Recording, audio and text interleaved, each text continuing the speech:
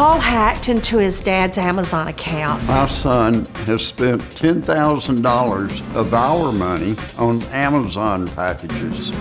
His house has 30 cameras in it, and he doesn't need any.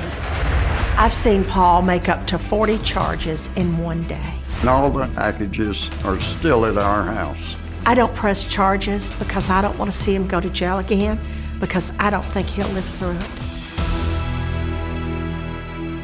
Well, he's making charges, but she won't press charges.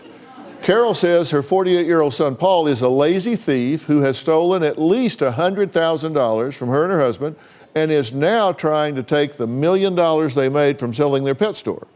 Paul says, no.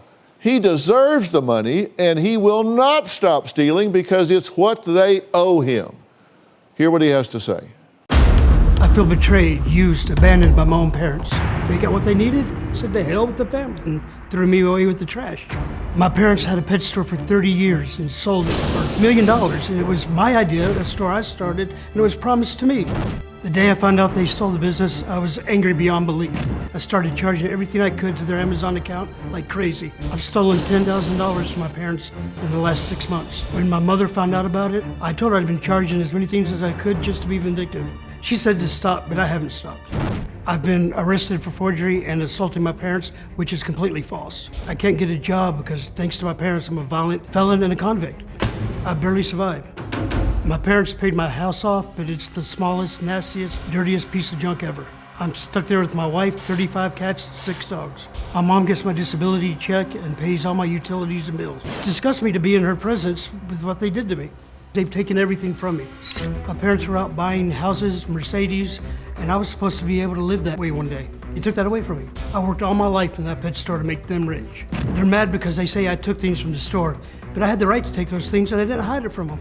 I'd love to be able to look at my mother's eyes and say, you screwed me, because what they did was all for $1. I'd love to look at my dad and say, you got what you want. I finally hate my mom now. I hope you're happy.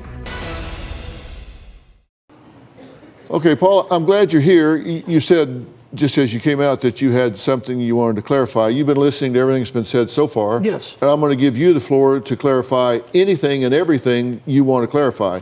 Okay, well, first off, the store was not started with their money. It was started with money they owed me that I had given them when he lost his job. That's a lie. That's not a lie. That is a lie. I gave you $8,000, $8,000 to $10,000 of my money I had received from an insurance settlement. How about you got your own pet store? What happened to that? Oh, you took it away. No, you put got me in on rehab drugs and took it away and closed it down. You got on drugs, and all the vendors. So you decided I shouldn't have it. All the vendors were coming to me, and I had to pay it all off. Why did you need to go to rehab? That was right when I was 27, and I had tried an illicit drug for my first time. I was totally unprepared for the results. You tried it one time? No, it lasted a good decade of off and on. Okay. So you tried an illicit drug for the first time for 10 years? Yeah, basically. Yeah, so... Once you get involved in that lifestyle, it's hard to get out of it. I've heard that.